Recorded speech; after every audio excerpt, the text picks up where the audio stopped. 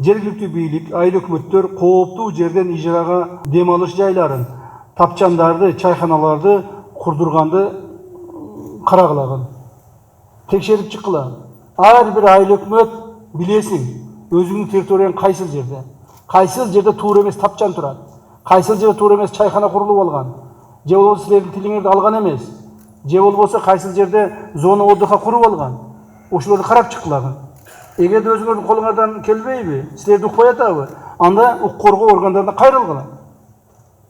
Мен азыр бир дагы айыл өкмөттү көрө элекмин. Укук коргоо органдарына арыз жазып, мына мен ушул жерде мына чайхананы туура эмес куруп алды, суунун ортосуна.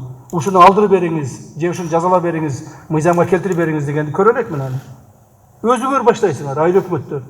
Себеби өзүңөр уруксатты бересиңер ошол жерге. Мыйзамсыз уруксатты бересиңер дагы 5-10 тыйына кызыгып отуруп, мына кечеки агып кеткен жараныбыз, 3 кызы менен агып кеткен жараныбыз кайсылай салуу жайы эле? Бөрөбай атабы? Мөлбулак деген дем алуу жайында ошол 4 жараныбыз каза болду. Ошол жерге Мөлбулак эс алуу жайына ким уруксат берген? Кандай уруксат берген? Кантип алар ошол жерде иштеп атат? Ошонун баарын аз текшерип чыгабыз. Ошондуктан айыл өкмөттөр ушул маселеге катуу көңүл бургулагын. Макулбу? Эгер силер көңүл бурбасаңар, эгер силер өзүңөрдүн территорияңарды текшербесеңер, анда силер территорияңарды биз текшере баштайбыз. Анда территорияңарды текшере баштайбыз дагы, начнем выявлять те незаконные строительства, будем наказывать вас. Если вы сами этого не хотите.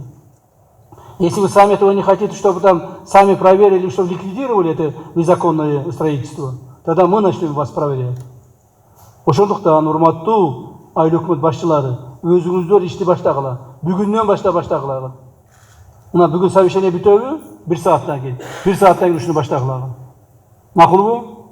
Эгер баштабай турган болсоңуздар, мен айткандай, биз анда силердин жоопкерчилигиңерге карайбыз, анда биз баштайбыз. 4-үнчү